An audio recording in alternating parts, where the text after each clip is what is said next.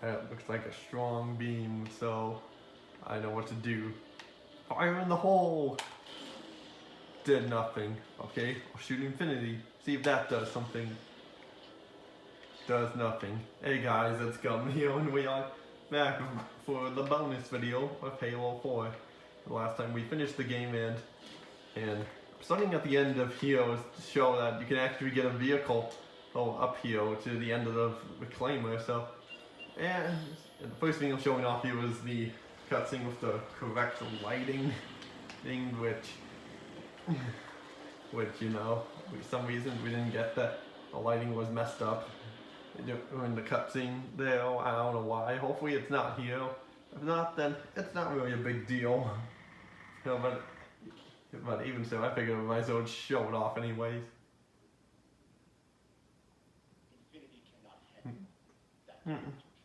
Oh, interesting. It's still the same. I don't know how. Oh, I really don't know how, honestly. But it's interesting. Well, maybe it is different, but I just can't somehow tell the difference. But yeah, the lighting in this cutscene, even normally, would be still seems a little off compared to other points. I don't know why. But maybe they just didn't finish the lighting and the rendering in this cutscene, and it didn't have enough time to. Even though it probably could have been something that could have easily been fixed. Maybe it's fixed in the standalone version of Halo 4, but yeah, who knows? But I've only seen it in there, so who knows? Oh, is it? Heck, if it was, I could have done this on the standalone version of Halo 4 to show this part off. But then again, I wouldn't be able to show off the legendary ending because it doesn't have an option for you to just play the legendary ending on any difficulty. And which would have be the whole purpose of me doing the well, not the entire purpose of me doing the bonus video, but I figured it could, yeah, for that. But yeah, this was still worth a shot trying to get it to work like this. So yeah, what I did was I just got second controller out and started the. See, why am I letting this cutscene play out? I don't know why. Maybe to show how much of a jerk Captain Del Rio is. But enough of that. So I started at Rally Point Bravo, just so we could, which is basically start to right after the mammoth. If so, that way it would go by a little quicker, and I did it on easy to make it quicker as well. And I even learned a few things as I was doing it. Turns out that on certain points there, on certain doors, you have to have all players there if you're playing co-op, which is interesting. And we don't need to do this cutscene here, so I'll let that play out. So we didn't get the lighting on the cutscene just right, but if it was, then I was just blinded and didn't even notice. So next thing I'll show off is the different gun, and the different parts you can use on the Pelican here, but you can only do that if you're playing co-op. And another thing too is that if just one player gets in, it forces all players to get in, just like how it is for the Falcons when you get into a Falcon in Halo Reach. So let's just do this here. And so you can see that I'm on like the side angle of that end. Can't seem to turn here, but one thing that you can do that's funny is I guess I pressed the wrong button. I was gonna jump out with the other player here, but anyway. So here's like one of the things that you can do with the Pelican is just get on here and just shoot on the turret here, which is pretty similar to how it was in the Falcon was in Reach. Nothing too special. So I actually also wanted to test something out here. Can you land on this? Yeah, you can. I'm not gonna get out because if I'm gonna get out, I want to get out on something that is pretty sturdy and big. Again, for the heck of it, I'll even just go up to as high as I can here, just to show you the depth. but so see where we no, there's a kill barrier preventing us from touching the ceiling. But anyway, hey, next I'll find a spot to land. I just wanted to do that for fun. and so anyway, here let's find a good spot to land, which doesn't really matter where we land, but I'm not gonna land over where we're supposed to go here. And so because there's really no point to, so I'll land here since it's a nice big space here. And good news, I think I haven't mentioned this during when we did this level normally, was that you can actually get on. Wait, hold up. Well, you can get on here now, so I don't need to switch controllers. If your Pelican just somehow gets destroyed or takes too much damage or falls off the map here, when you go into the area and then once you clear the objective there and then leave, I think a new Pelican will spawn back in as, or it'll just repair itself. So you don't have to worry about that. And so here's the other turret on the other side there. Nothing too special, but I'll show you this thing next. This thing can shoot missiles out. So it's quite interesting. It can only aim up, sadly. So nothing too special there. So it's nothing so this thing's always. These other guns still useful. They're good and all, but they're mainly used for like a multiplayer thing. So because if you're playing this co-op, so that's what they're for. Or really nothing, because it can't really do it for playing single player.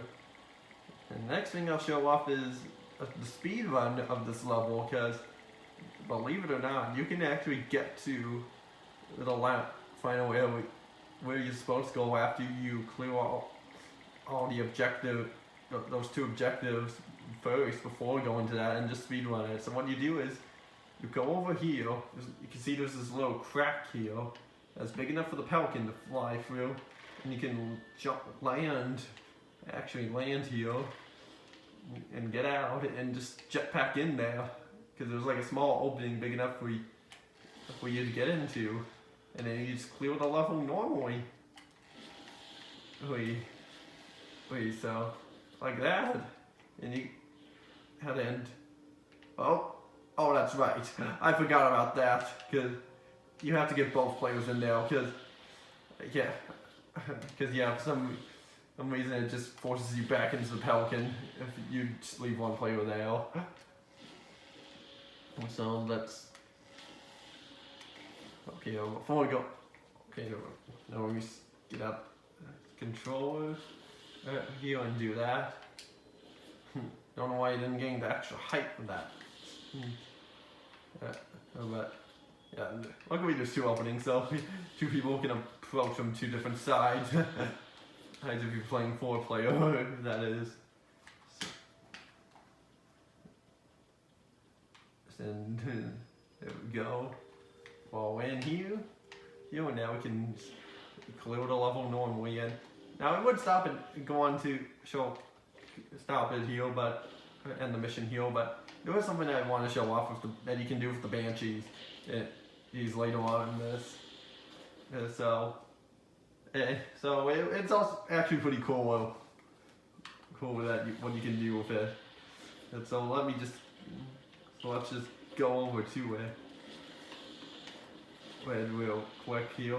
Let's mainly run through all the enemies here. Since we're playing on easy, nothing too special, but I guess as we're going through this, I can give my thoughts on the game and how the Let's Play turned out.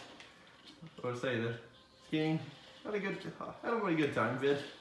This was definitely the turning point in the Halo franchise where it started to go downhill some. It's not as bad. It's not a bad game by any means. It's still pretty faithful to the old games, to where you're going through a campaign, clearing about 10 or so whole level, what was in the game. Hey man, it's supposed to be like the Chief trying to get back to Earth to help get Cortana fit back to Dr. Halsey here, and oh god, yeah. So, but overall the core gameplay was still pretty fun. And at the time was when I first played this, I was played through it and thought back to myself for the first time and thought back to myself, that was alright. Not as good as some of the previous games, but as time was going on, I came to played the game more and gained more appreciation for it and such. So I came to appreciate it a little more. So where I came to like it a little more and such. So overall, I went all the way to the terminal. I somehow went the wrong way. I don't know what happened there. That was a suicide grunt, but pick up the fuel rod here and grunt. And yeah, so the Prometheans, they were alright as well. They're not terrible. So they are, I guess, slightly better than the Flood because they don't always come back to life like the Flood can sometimes. And so I think they're fine. And the abilities that some of the new weapons and such are kind of cool looking. Such. I do. For the most part, this game felt pretty faithful to some of the old Bungie games, to where so it's kind of like a transition to like more Halo 5 gameplay wise and level wise, such and so that's kind of one thing it says, but we'll get to Halo 5 soon. It's not gonna be for next though, because we're gonna be doing new Super Luigi U next. So now the thing I want to do with the Banshee here is, let's see if I can do this. E2. I think I need to cut off the wings to do this. Because what I'm trying to do is fly into the... yeah, I need to cut off the wings. But somehow did not knock that thing off. Off you, and let me move you into a... darn it, I didn't mean to do that. But luckily I got the Banshee and the Banshee didn't get destroyed, so I could just go back over there and just take over it and fly back there. Luckily there's no Banshee here. Anything else I have to say in this game? It's definitely playable. You could give it what I recommended, maybe. Just give it but probably not as your first Halo game, but definitely definitely want to give a shot for the first time if you played previous Halo games and be like, this is to see if you like it or not. Then, so I do think it's worth at least playing once to see what you think of it. And so that's pretty much my overall thoughts. Nothing too special or crazy, but definitely think it's a perfectly fine game. So what you saw what I was doing there was I was able to get the Banshee all the way through there. So I had to get out to open the doors. So it was that. What I had to do there.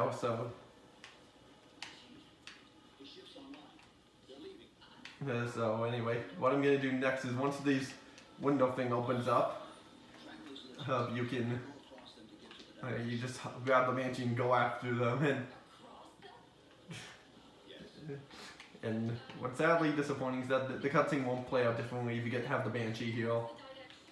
But it's not like that one cutscene in Halo 3 ODST where if you finish it with a ghost, it'll play the cutscene out differently. So. But there we go. There we go. I noticed we can, don't worry. There we go. Up we go. Oh, there's an invisible wall. but yeah, so there's invisible walls there, so there's that. You can even picture that he jumped out of the Banshee and then did that. Yeah, but anyway. Wait, yeah, that's kind of it for that. That's the speedrun of Shutdown. But it's definitely good for if you're trying to beat the game in under 3 hours on Legendary for that achievement. Which I haven't gotten yet, but I will soon with some people. Because there's no way I can do it alone. So there's that, and this thing just leaving, so really the last thing I just have left to show off now is the bonus video, and that'll be, I mean, why am I saying bonus video? I mean legendary ending. Like, I'm getting so confused right now all of a sudden. So all I have left is just the legendary ending, and that's pretty much it. And something I guess I should have mentioned is like doing like doing like the final cutscene such with Chief and Lasky talking like after that, through that, and probably with the and then the next cutscene there was like this brief point where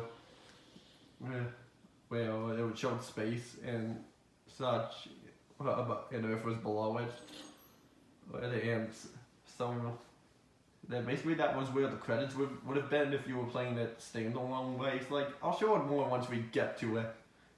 So let me just exit out of this here. Yeah, so just exit the game, and then let me just load up a epilogue on Legendary to show off the Legendary ending.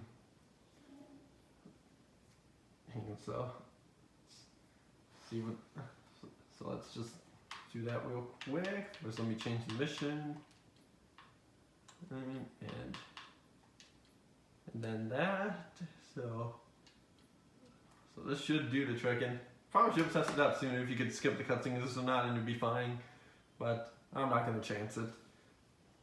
And so Master Chief must carry on after the death of Cortana, and he does carry on to Halo 5.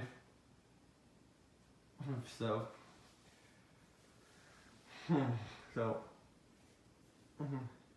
anyway, we're just watching this cutscene out again. Yeah, I'm not turning up the volume at all and doing these cutscenes because they're all pretty much the same. I mean, there's really no difference between them on Legendary or Easy or not. Except for one small thing here, which it's not as big as it was for free, which showed like 20 seconds of Forward Unto Dawn just drifting in space and heading towards Requiem. Here, but so the only difference here was like showing like 1 or 2 seconds of something that wasn't in the cutscene if you're watching it on heroic or lower.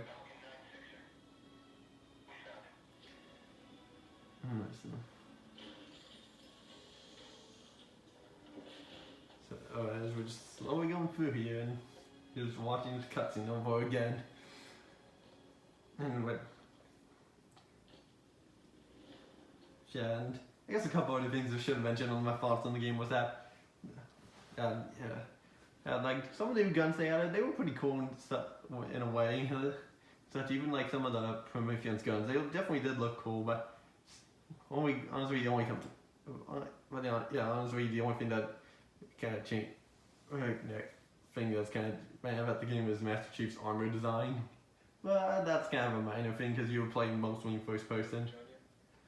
And so, like, it's not terrible, it just doesn't feel faithful to his armor from 3. Or maybe it just doesn't feel right, or whatever. I'm thinking too much about this now.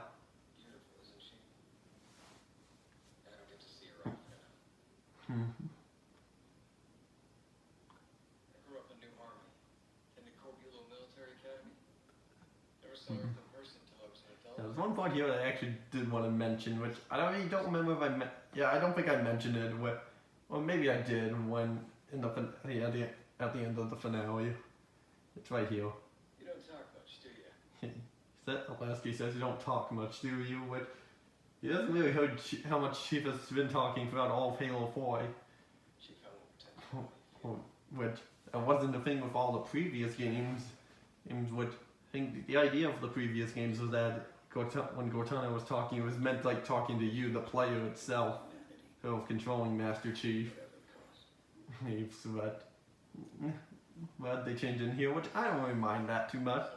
I didn't really get the feeling that I was at, like, that it was meant to be way before 4-4, but yeah, I don't know where I'm coming from here, mate.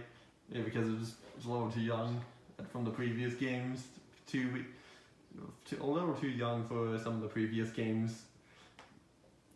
But anyway, hey, that's nothing, no big deal to me.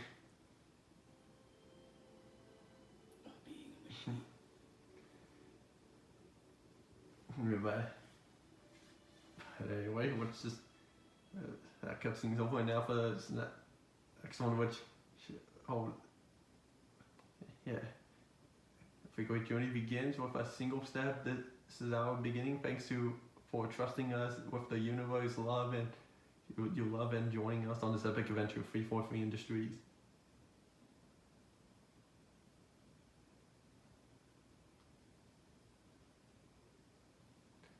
Okay, you saw for a second there was like the split second of like showing like something on the screen, which that was supposed to be where the credits would have been if you were playing the standalone version of 4. But it didn't get.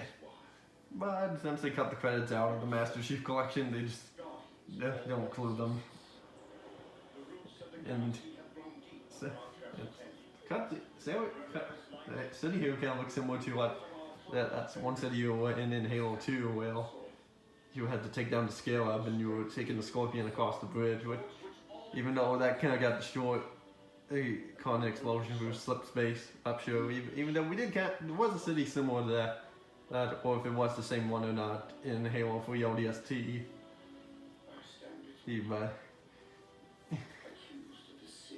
But whatever it is, then it is the real one.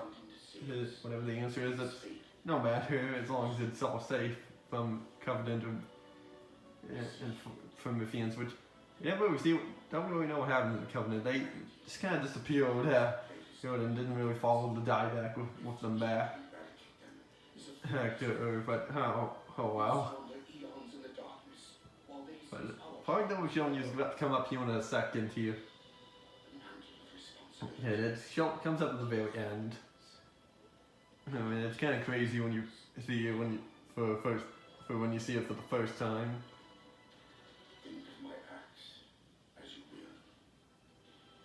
And it's coming up right now. The reclamation has already begun, and we are hopeless to stop it. Did you see that? It was Master Chief's face. Once we finally get to see that. Which was crazy. It wasn't like his full-on face. Well, we saw his eyes, but it's too zoomed in to see all of his face there. Which, if you're playing any difficulty lower, it would just cut before. It would just cut off into blackness as soon as the helmet went off.